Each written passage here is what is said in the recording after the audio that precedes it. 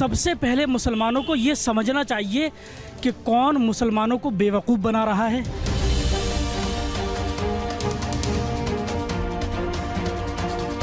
सबके लिए एक जैसा वो स्वभाव होना चाहिए, किसी भेदभाव नहीं होना चाहिए किसी के लिए। जो नेता विकास करेगा, जो पार्टी विकास करेगी, हम उसी को वोट देंगे।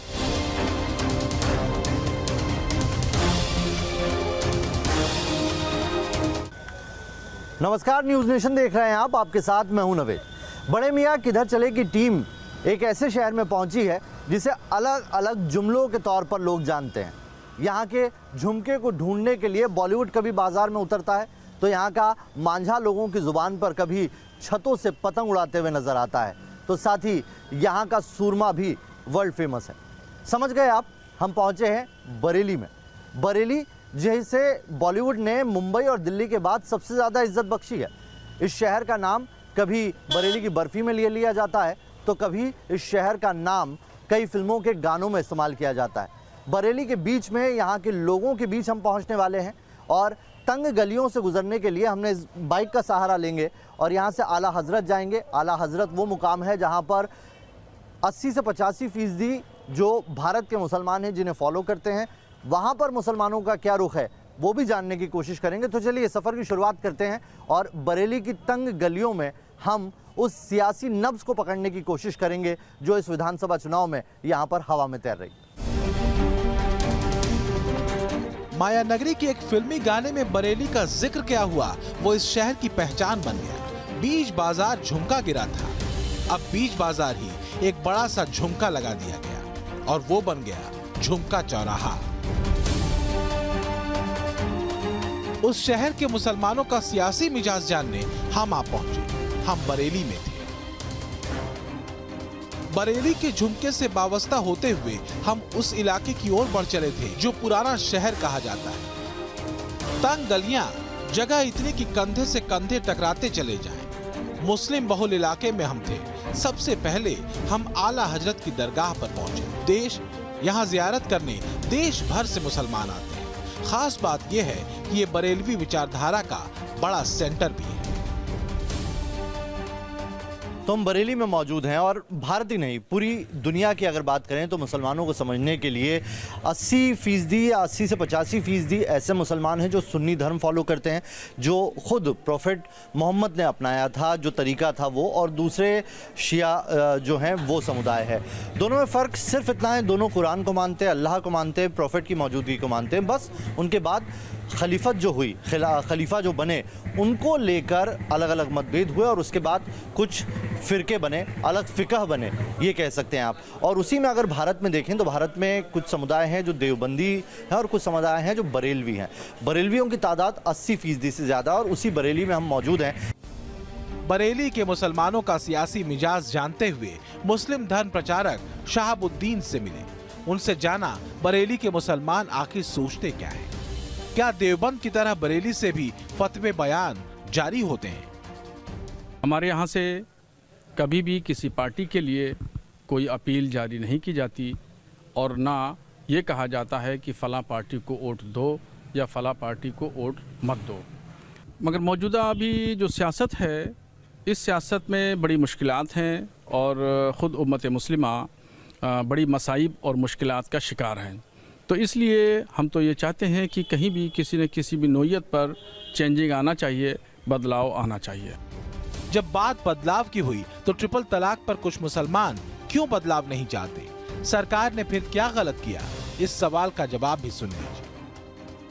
और जहाँ तक 3 तलाक की बात है तो 3 तलाक पर जो कानून गवर्नमेंट लेकर के आई है उसका हमने समर्थन नहीं किया। उस वक्त भी हमने मुखालफत की थी और आज भी हम मुखालफत पे कायम हैं।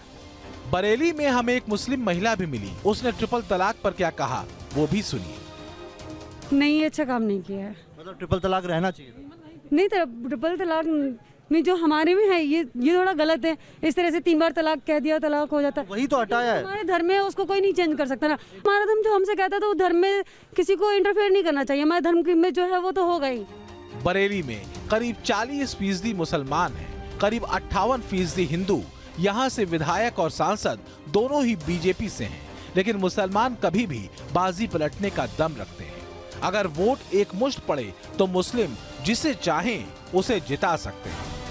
मुसलमान क्लियर है अपने विजन को लेकर? मैंने आपसे कहा ना कि मुसलमान इस बार बहुत सोच समझ के फैसला करेगा। अभी आप देख रहे हैं, होर्डिंग देख रहे होंगे, अलग बात है। अभी आप लोगों के दिलों में झांकें, लोगों के दिलों से ये आपको एहसास होगा कि मुसलमान इस टाइम बहुत सोच समझ के फैसला करने की तैयारी में है। अच्छा, बीजेपी से क्योंकि कोई खास दिक्कत है मुसलमानों को? नहीं, दिक्कत वगैरह कुछ नहीं है। बीजेपी में जो बयानबाजियां होती हैं, जो लफाजियां होती हैं, उनके नेता लोग करते हैं, उससे कहीं ना कहीं एक तबके को वो डैमेज करने की कोशिश करते हैं। बरेली में घूमते हुए गली गली में हम जा रहे थे। मुस्लिम फिरकों के बारे में जानकारी मिल रही थी। बीच बीच में पीढ़ियों से रहते आए मुस्लिम परिवारों से भी हम मिले, जिनके लिए सियासत ऐसी हो जो भेदभाव न करे। इलेक्शन को लेके बरेली के लोगों का ये सोचना है कि जो भी हो तो सब लोगों के हित में हो, चाहे वो मुसलमान हो, चाहे वो गैर मुस्लिम हो, चाहे कोई भी मजहब का हो। खास बात यह है कि बरेली के बाशिंदों को जहर बुझी सियासत से नफरत है, इसलिए ओवैसी अभी तक यहाँ पैठ नहीं बना पाए। इस बार इलेक्शन में कई सारे मुद्दे हैं। जैसे इलेक्शन में अभी ओवैसी साहब की पार्टी के किसी आदमी ने बयान दिया कि 4 बीवियां रखो, कई मुसलमान बच्चे पैदा करो, मुसलमान प्रधानमंत्री बन जाएगा। इसको कैसे देखते हैं? नहीं, 4 बीवियों का जो मसला है, 4 बीवी वो रख सकता है ना, जिसकी हिम्मत होती 4 बीवी रखने की। जिसके अंदर हिम्मत है वो रखे। इस्लाम में तो यही है, जिसको खिलाने की कुव्वत है, जिसको कोई दिक्कत नहीं है लिखवानी, वो रखे। बरेली का झुमका अगर मशहूर है तो बरेली का सुरमा भी खूब आंखों में सजता है, विदेशों तक जाता है। तो आला हजरत पहचान है बरेली की, तो एक और चीज है जिसको लेके बरेली का नाम अक्सर सुना जाता है, और वो चीज है सुरमा। जी हाँ, तेरी एक नजर से जो गुजरा सुरमा बरेली का मशहूर हो गया। ऐसे कई शायर हैं जिन्होंने सुरमे को लेकर और बरेली को लेकर कई बार बहुत कुछ कहा है।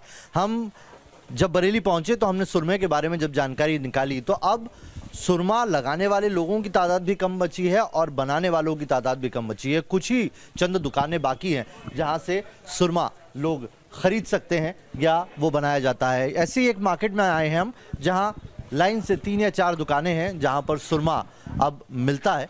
बरेली का सुरमा दूर दूर तक इसकी चर्चा होती थी, बातचीत होती थी, लेकिन वक्त के साथ आज सुरमा उस तरह का दिखाई नहीं दे रहा है। सुरमे की तरह बरेली में सियासत भी सुर्ख रंग लेती है जब मुसलमान अपनी नुमाइंदगी को परखता है। 200 साल से बरेली का सुरमा आंखों को खूबसूरत बना रहा है। इसी तरह आजादी के बाद से मुसलमान वोट देकर लोकतंत्र को। इलाके के कारोबारी के तौर पर आप क्या देखते हैं इस बार इलेक्शन में? कारोबार के लिहाज से क्या जहन में क्या तस्वीर उभर रही है? किस पार्टी की उभर रही है, किस कैंडिडेट की उभर रही है? इलेक्शन में ज़्यादा रुचि नहीं है मुझे, लेकिन फिर भी जो हालात हैं इलेक्शन के फ़िलहाल मुझे पता है अच्छे नहीं हैं। अच्छे नहीं हैं? अच्छे का मतलब ये है कि ज़्यादातर आप देखेंगे जो अभी हमारे सीएम साहब हैं, आपने देखा होगा, और जिस हिसाब से वो चल रहे हैं, कर रहे हैं, ज़्यादातर एक तबका ही ज़्यादा मुझे लगता है उनसे खुश है बस। बरेली के मुसलमानों को इस बात का मलाल है, यूपी में करीब 20% होने के बाद भी अभी तक वो दर्जा नहीं मिला जिसके वो हकदार हैं। हाँ, सियासत में उन्हें इस्तेमाल खूब किया जाता रहा। हमें खुशी होती है, हम कोई ओवैसी के सपोर्टर नहीं है, लेकिन एक हमारा नज़रिया है ओवैसी को लेकर। जब संसद में अकेला बोलता है तो बहुत ज़बरदस्त। अगर 170 मुसलमान संसद में मुस्लिम कौम की और हक की आवाज़ उठाएंगे, पक्षपात की आवाज़ नहीं कह रहा हूँ, सिर्फ हक की बात उठाएंगे, तो इस देश का नज़रिया बदल जाएगा। बरेली की पतंगबाजी भी काफी मशहूर है। चुनावों में किसकी सियासी पतंग उड़ेगी और किसकी कटेगी, इस बार ये कहना जरा मुश्किल है, क्योंकि बरेली के मुसलमान पत्ते खोल नहीं रहे। तो बरेली के हम सराय खाम इलाके में पहुंचे हुए हैं। सराय खाम का गेट है। ये पूरा इलाका जो है, यहाँ पर पतंगबाजी के शौकीनों के लिए ये कहा जा सकता है कि ये एक बड़ा गढ़ है। यहाँ पर बरेली का मांझा जो बहुत ही मशहूर है, देश में अलग अलग इलाकों में जो भी पतंग उड़ने के सीज़न आते हैं उसमें यहीं का मांझा है जो सप्लाई होता है, बनाया जाता है और यहीं से लोगों को सप्लाई किया जाता है। बड़ी तादाद में यहाँ पे पतंगें बनाई जाती है। पतंग का जो मांझा है वो बनाया जाता है और उसके बनाने वाले कारीगर भी तमाम मुस्लिम हैं। ऐसे ही एक इलाके में हम पहुँचे हुए हैं और यहाँ पर पतंग की कई सारी लाइन से दुकानें हैं। और सबसे ख़ास बात यह है कि जैसे आप दिल्ली में होते हैं तो वहाँ पर 15 अगस्त पर पतंग उड़ाई जाती है, किसी जगह पर संक्रांत पर पतंग उड़ाई जाती है। बरेली में पतंग उड़ाने का सीज़न 12 महीने रहता है। यही एक दुकान है और ये बड़ी मशहूर दुकान है। ये कितनी मशहूर है इसका अंदाज़ा इसके बोर्ड से आप लगा सकते हैं।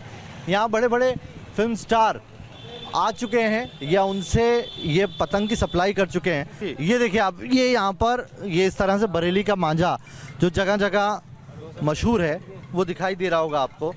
बरेली में ही बनता है और बरेली का मांझा, ये लिखा है बरेली, देखिए यहीं पे मांझा बनता है। और बरेली का मांझा बनाने का एक बड़ा उद्योग है यहाँ पर।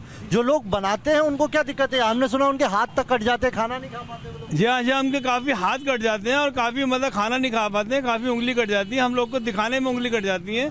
और ये जो होता है, जब तक इसमें धार नहीं होगी तो पतंगबाजी करने का मज़ा ही नहीं आएगा। पतंग बनाने वाले पीढ़ी दर पीढ़ी इस काम में जुटे हैं। नेताओं की तरफ वो हर बार हसरत भरी नजरों से देखते हैं। हर बार चुनावों में उम्मीद की डोर जुड़ती नजर आती है, लेकिन हर बार चुनाव जाते जाते वो टूट ही जाती है। बरेली में पतंग का बड़ा बाजार है, जिसमें चीन के मांझे और पतंग ने सेंध लगा दी है। अधिकतर मुस्लिम पतंग कारोबार से जुड़े हैं, इसलिए अपने हुक्मरानों से उम्मीद रखते हैं। तो इसमें गलत क्या है? सरकार चाहते हैं चाइना बिल्कुल बंद कराइएगा। बिल्कुल बंद कराइए। तो चलिए, योगी जी मोदी जी से कोई आपत्ति तो नहीं है? नहीं, वो तो बहुत बढ़िया था, अच्छा कारोबार में नहीं लिया, उसकी विकास किया उन्होंने। जी यस। यदि आज भी बरेली के बाहर आप जाके देखिए, सब जगह बिक रहा है। दिल्ली में बिक रहा है, फैक्ट्रीज हैं, आज तक प्लास्टिक की नहीं मांझे की बंद नहीं कर पाए। जबकि वो मांझा मतलब चाइनीज मांझा, वो कहते चाइनीज मांझा है, चाइनीज मांझा नहीं है वो इंडिया का बना हुआ फिलेटेक्स और फिलेटॉन है और वो खूब बिक रहा है और जगह पे। अब बरेली में नहीं बिक रहा है, लेकिन बरेली के बाहर आप कहीं जाइए तो सब जगह आपको बिकेगा, जिसकी वजह से हमारे कॉटन के मांझे पे बहुत इफेक्ट पड़ा। बरेली में पतंगबाजी का धंधा बेशक मंदा हो, लेकिन सियासी पतंगबाजी का मौसम आ चुका है। इसलिए अब नेता घर घर पहुंचेंगे, वादों की डोर से मुसलमानों को लपेटने की कोशिश करेंगे। ये बात बरेली का मुसलमान जान चुका है। इसका इल्म हमें भी हुआ जब जरी जरदोजी बनाने वाले एक मोहल्ले में हम पहुंचे। तो बरेली में आपको कई जगह पर इस तरह से छोटे छोटे मकानों में या छोटे छोटे कारखानों में जरी जरदोजी का काम करते हुए लोग मिल जाएंगे। बड़ी ही बारीक काम इसे कहा जाता है, बहुत ही सफाई से इसे काम करना पड़ता है, धीरे धीरे। और एक आप ये कह सकते हैं कि जो भी एक कपड़ा है वो शायद साड़ी के ऊपर बनाया जा सकता है, सूट के ऊपर बनाया जा सकता है, जिस पर भी बनाया जाता है उस पर एक बड़ा वक्त लगता है काम करने में। और यहाँ पर ODOP के तहत भी इस पूरे काम को लिया गया है। उसके बाद क्या इस पूरी इंडस्ट्री के हालात बदले हैं, क्या लोगों को यहाँ पर उससे फ़ायदा हो रहा है या ये सिर्फ कागज़ों में सिमट कर रह गया, यही बात करने की कोशिश करते हैं। जरी जरदोजी का काम इस इलाके में, बरेली के जिस इलाके में हैं हम, वहाँ पर कितने घरों में चलता है? यहाँ तो बहुत घरों में चलता है, पूरे लगभग 50%। मतलब 80 मकान 80 पे हाँ होंगे। हाँ, ODOP में लिया है इसे, आपको पता है, 1 डिस्ट्रिक्ट 1 प्रोजेक्ट के तहत जरी जरदोजी के काम को यूपी गवर्नमेंट में लिया। उससे कुछ फ़ायदा हुआ? कोई फायदा नहीं हो, कोई फायदा नहीं, जमीनी स्तर पे कोई फायदा नहीं है, कुछ नहीं है फायदा। बरेली जिले में 9 विधानसभा सीटें आती हैं। बरेली सीट से विधायक बीजेपी के अरुण कुमार हैं, जबकि बरेली में मुसलमानों की तादाद अच्छी खासी है। लेकिन कई मामलों में पार्टी से ज्यादा प्रत्याशी का चेहरा भी मायने रखता है। बरेली के मुसलमानों ने इस बात का इशारा हमें कई बार दिया कि उनके लिए काम मायने रखता है, जो विकास करेगा वही जीतेगा। फिर वो किसी भी पार्टी से ताल्लुक रखे, कोई फर्क नहीं पड़ता। मुस्लिम समाज इस बार खामोश है, जिस तरफ गिरेगा उस तरफ वो गणित बिगाड़ सकता है। तो बरेली से बड़े मियाँ किधर चले की टीम आज यहीं रुकेगी, कल किसी और शहर में फिर होगी मुलाकात। मैं लड़ाई लड़ रहा हूं आपके लिए। भाइयों बहनों, ज्यादा से ज्यादा ये मेरा क्या कर देंगे भाई? मैंने बताइए क्या कर देंगे?